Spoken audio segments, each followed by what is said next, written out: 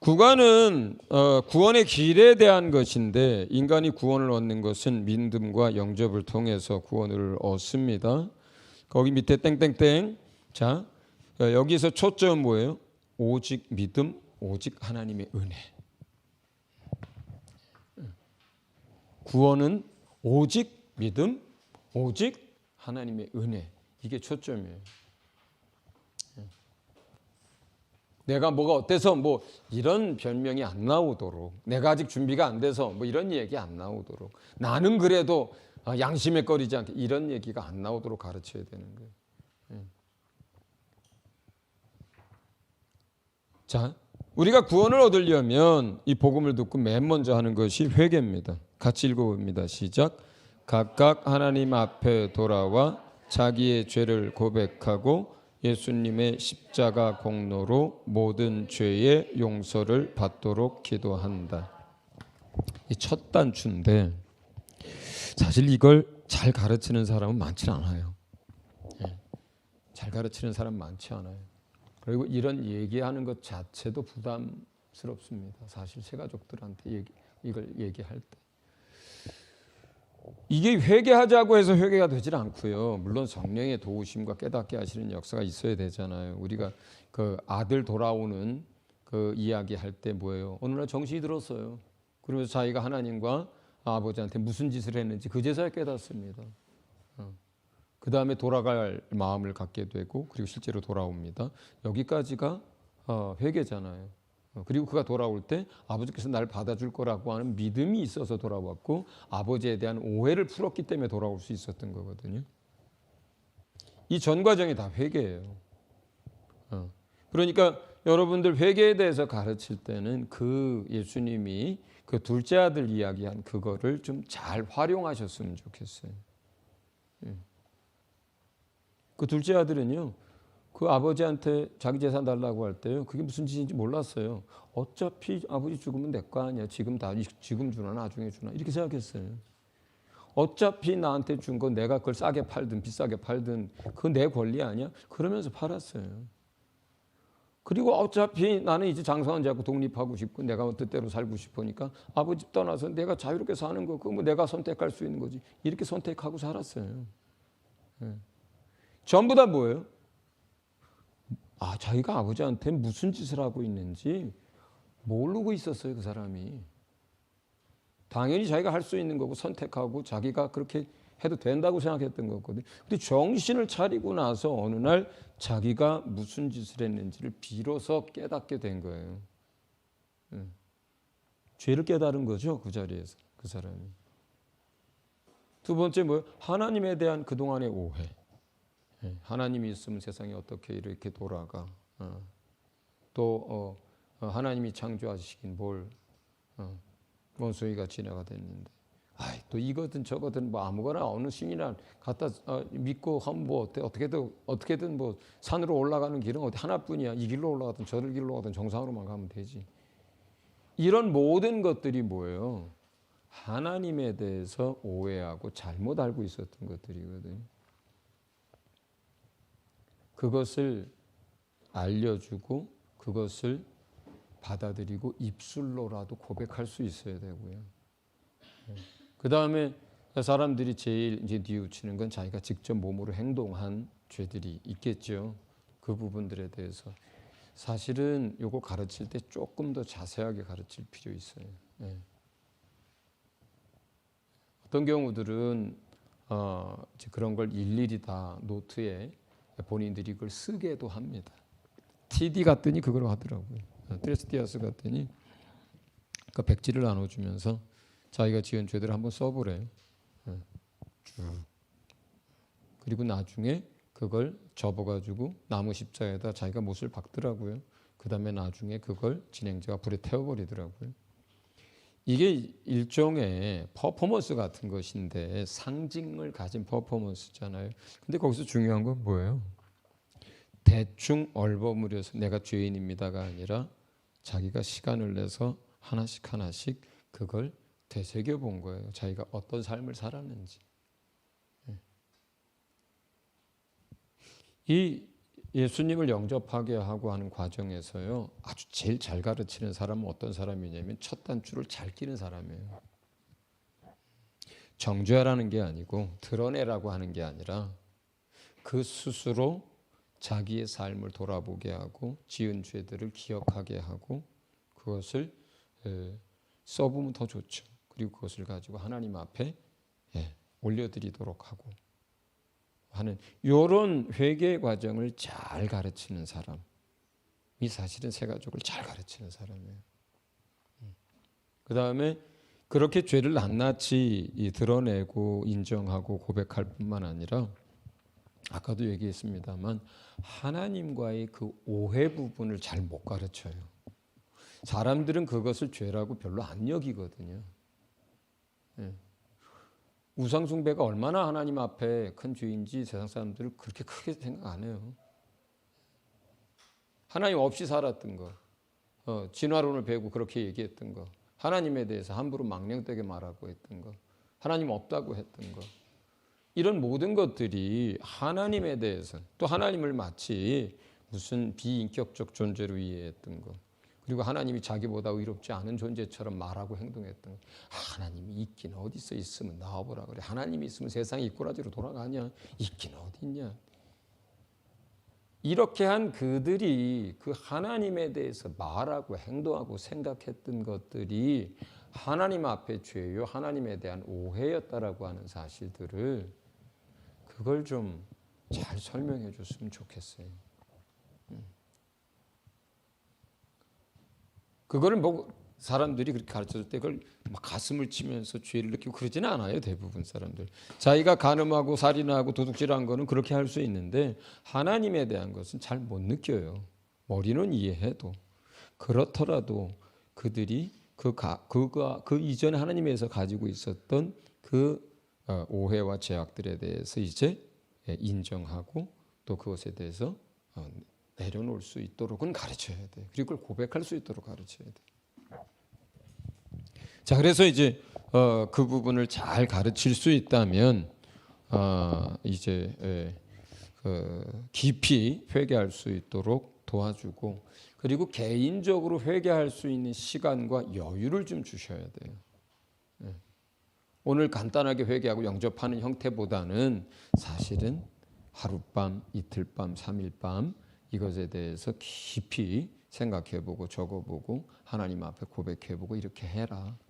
그리고 나서 이제 우리 주말에 또는 주일날 만나서 우리 예수님 함께 이렇게 받아들이고 영접하는 기도도 하자.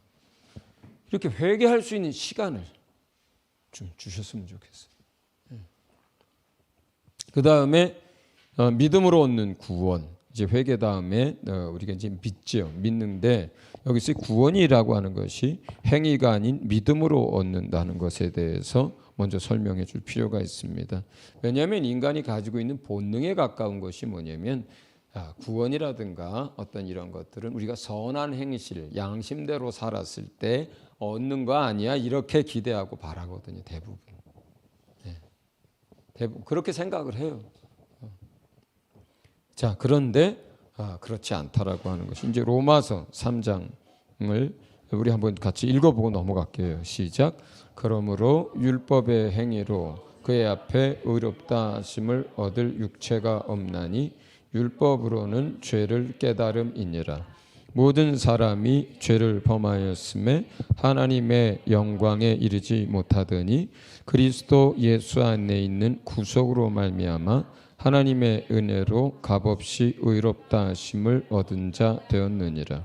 이 예수를 하나님이 그의 피로 인하여 믿음으로 말미암는 화목제물로 세우셨으니 이는 하나님께서 길이 참으시는 중에 전에 지은 죄를 간과하심으로 자기의 의로우심을 나타내려 하심이니 곧 이때에 자기의 의로우심을 나타내사 자기도 의로우시며 또한 예수 믿는 자를 의롭다 하려 하심이니라. 그런즉 자랑할 때가 어디뇨 있을 수가 없느니라.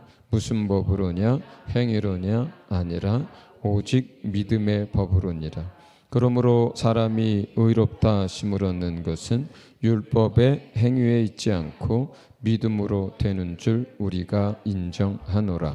아멘.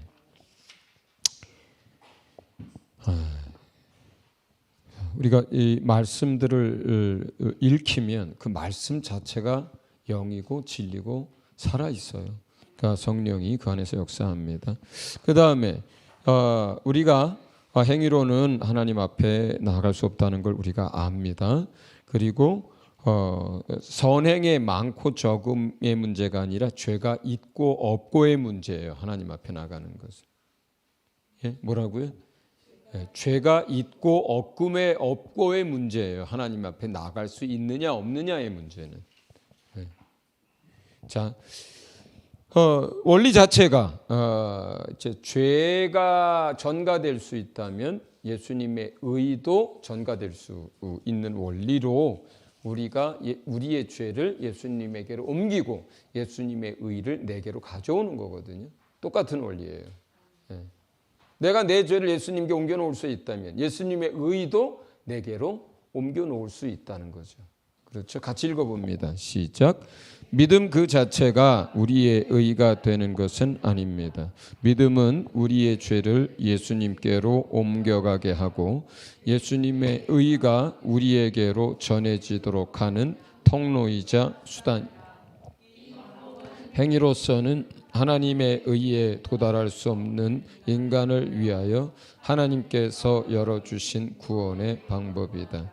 그러므로 우리의 인격과 행위에서 우리가 아직도 죄인으로 남아 있음에도 불구하고 그리스도의 의가 믿음의 사람들에게 전가되기 때문에 믿음을 통해서 의롭다 함을 받게 되는 것이다. 아멘. 심판의 자리에 섰을 때 우리가 무엇을 했느냐보다 하나님에게서 중요한 것은 예수의 피가 있느냐 없느냐, 예수의 의를 입고 있느냐 그렇지 않느냐, 이거예요. 하나님이 모든 민족을 다 각각 불러서 심판하실 때 그건 행위 심판이 아니에요. 백보자 심판은. 그리스도의 심판은 행위의 심판입니다. 그건 뭐냐면 구원 얻은 사람들이 그들이 구원 얻은 이후에 각각 어떻게 살았느냐 그들이 행한 대로 갚아주는 거예요. 그건 행위예요. 우리 삶이 놓고 하는 거예요. 그런데 백보자 심판은 행위 심판이 아니에요. 무슨 말인지 알아요? 백보자 심판이 뭔지 아세요? 천년왕국이 끝나고 나서 모든 것이 다 끝났을 때 모든 민족을 그 앞에 모아놓고 이제 첫째 부활에 참여한 사람들은 그리스도의 심판대 앞에 서는 것이고 그리스도 앞에서 행한 대로 이제 영광과 상급을 받는 것이고 첫째 부활에 참여한 것은 두 번째 마지막 부활에 첫째 부활에 참여하지 못한 모든 사람이 다 부활해서 이제 하나님 앞에 서게 되는데 천년왕국이 다 끝난 다음에 서게 되는데 이때를 백보자 심판이라고 불러요. 그런데 그 백보자 심판은 뭐예요? 행위를 따지지 않습니다. 쉽게 말해서요, 도둑질한 놈이나 살인한 놈이나 바늘 훔친 놈이나 그거예요. 하나님 앞엔 다 똑같아요. 죄가 있느냐 없느냐의 문제인데 거기서는 그건 뭐예요? 생명책에 기록이 돼 있느냐 안 돼 있느냐 이거 하나만 따져요. 그 생명책에 뭘로 기록이 돼요? 우리의 믿음으로. 그거예요. 우리가 선행을 많이 했느냐 이 문제가 아니에요. 죄가 없으면 하나님 나라에 들어가요. 죄가 있으면 선행을 아무리 많이 했어도 하나님 나라 못 들어가요. 그런데 죄 없는 인간이 없잖아. 우리의 행위로는 우리가 의로워질 수 없잖아요. 그래서 누구 걸 가져와야 되는 거예요? 예수 걸 뒤집어 써야 하는 거예요. 그게 예수 그리스도로 옷 입는 거예요. 네. 그걸로 들어가는 거예요. 믿음으로. 그래서 믿음으로 예수 그리스도의 의를 힘입고 그 믿음으로 말미암아 우리의 이름이 생명책에 기록돼서 그 생명책에 기록된 사람들만 하나님 나라로 들어가고 그렇게 기록되지 않은 모든 인류가 다 마귀와 악한 영들을 위해서 예비된 그 지옥으로 던져지는 거예요.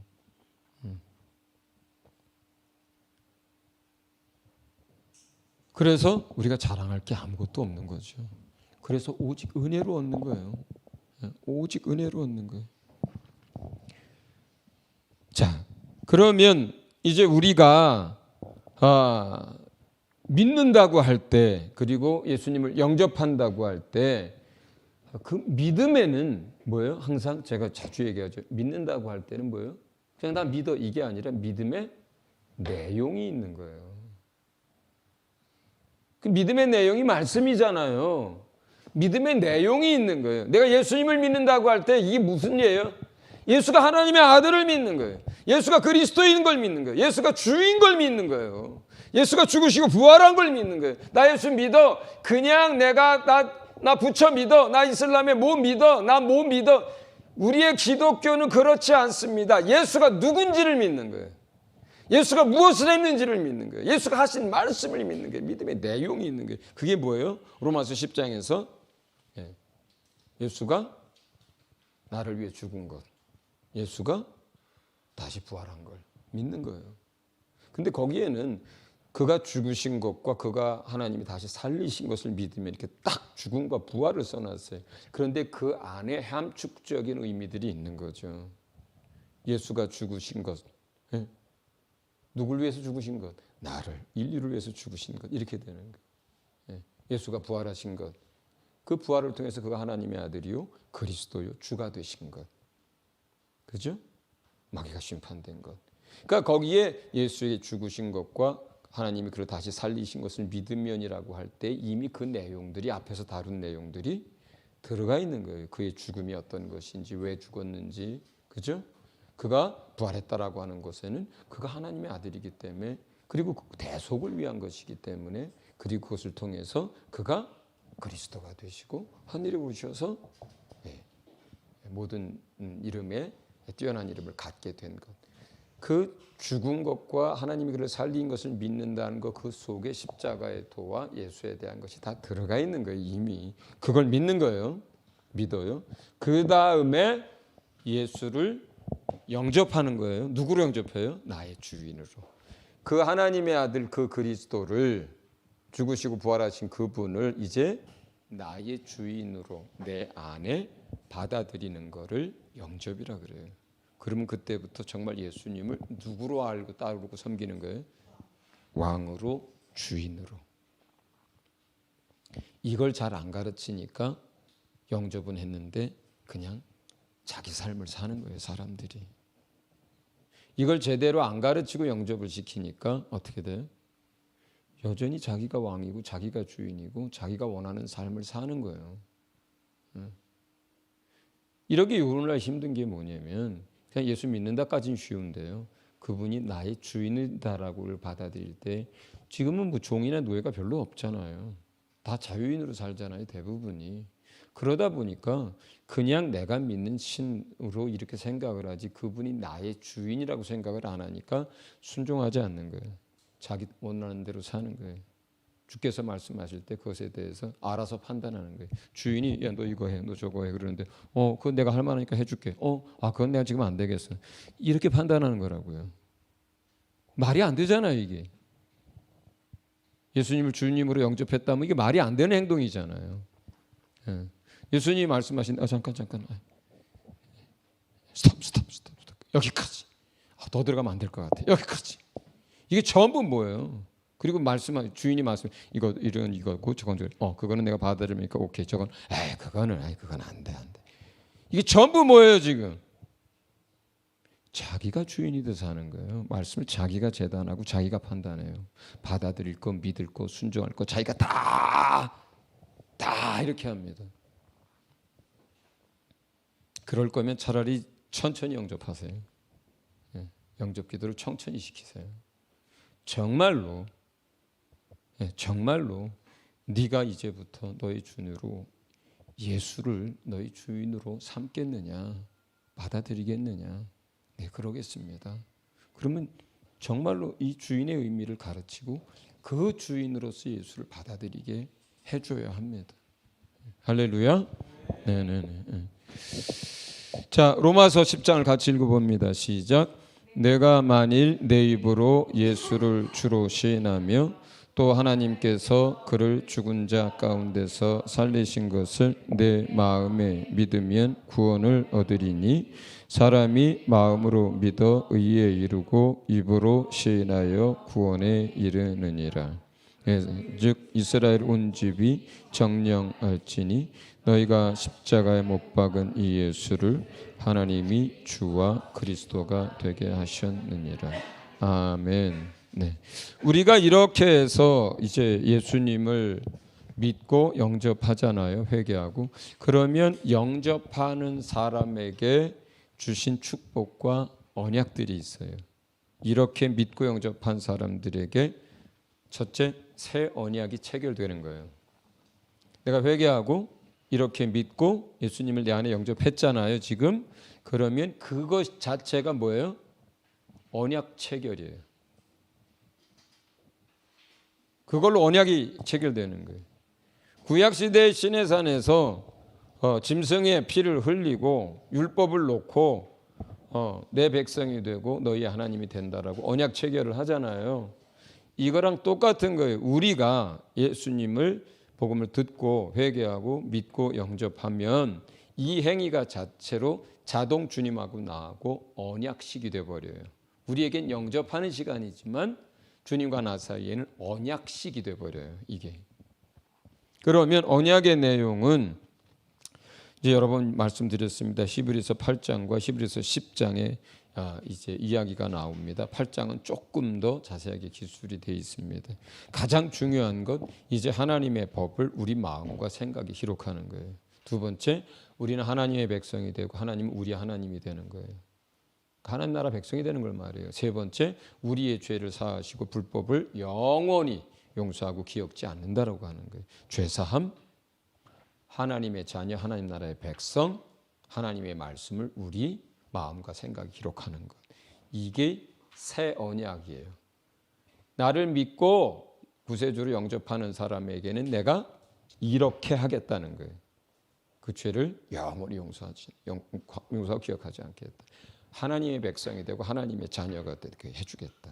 그리고 이제부터는 하나님의 말씀이 성령에 의해서 믿는 자 너희 안에 이제 기록되게 해주겠다. 영접한 이후에서부터는 이 일이 우리 안에서 이루어지는 거예요. 할렐루야. 네네. 그 다음에 두 번째는 이 믿음과 영접을 통해서 우리가 하나님과 화목하게 돼요. 죄를 지면서 인간이 영원히 정령 죽노라 했던 게 뭐예요? 관계가 끊어지는 거고 영의 기능을 상실하는 거였잖아요. 그죠? 그리고 그 이후로 점점 우리가 하나님을 떠나 살면서 원수가 됐잖아요.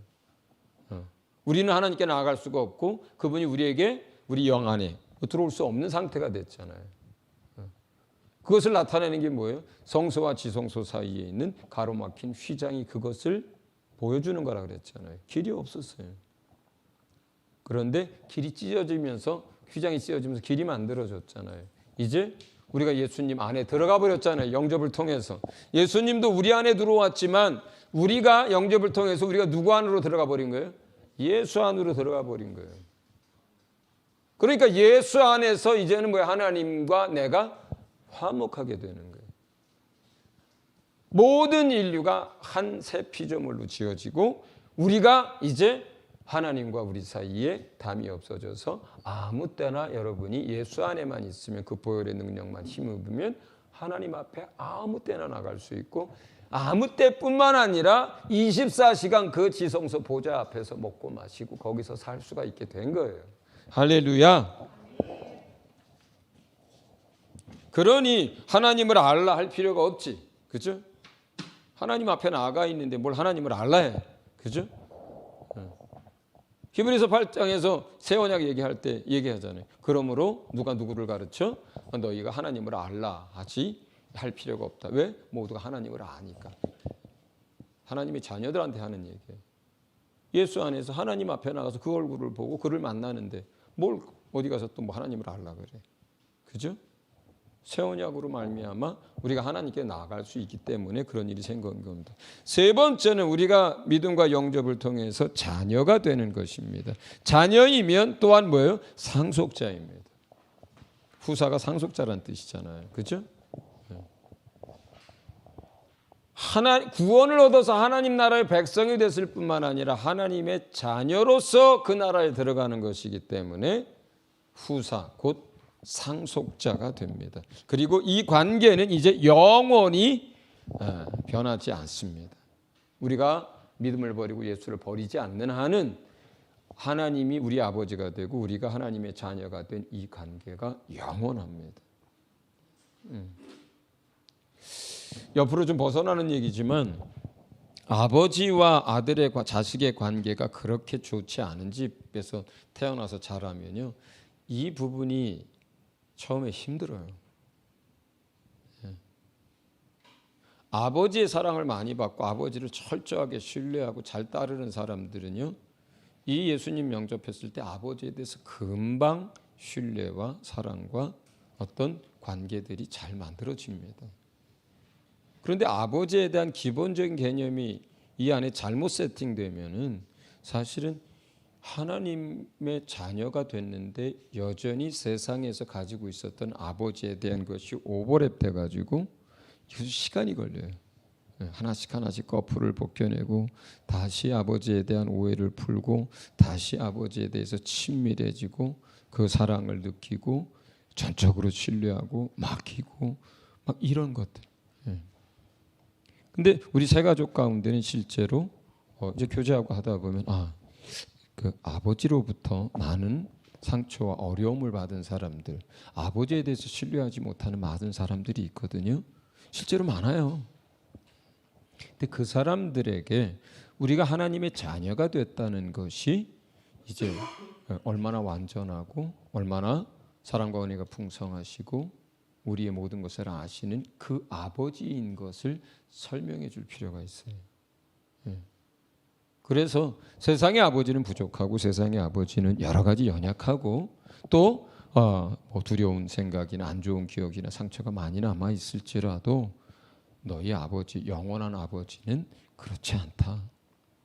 전적으로 신뢰할 만하며 전적으로 따를 만하며 모든 걸 맡길 만하며 그리고 영원히 떠나지 않고 세상의 아버지 또 세상이 누구도 이해하지 못하는 너를 그 아버지가 이해하고 함께 있고 돌본다. 사실은 이런 부분들을 풀어주면서 많은 사람들이 통곡하면서 하나님 아버지를 새로 만나는 경우들이 참 많습니다. 그리고 보통 여기에 이제 그 글을 만들어요. 그래서 이제 하나님이 나의 아버지라고 하는 사실을 이렇게 문장을 만들고 가로친 곳에 자기 이름을 넣어서 이렇게 고백하게 만들고 그리고 그 아버지는 어떻다, 그 아버지는 어떻다 이런 몇 개의 문장을 만들어서 하면서 그 마음 안에서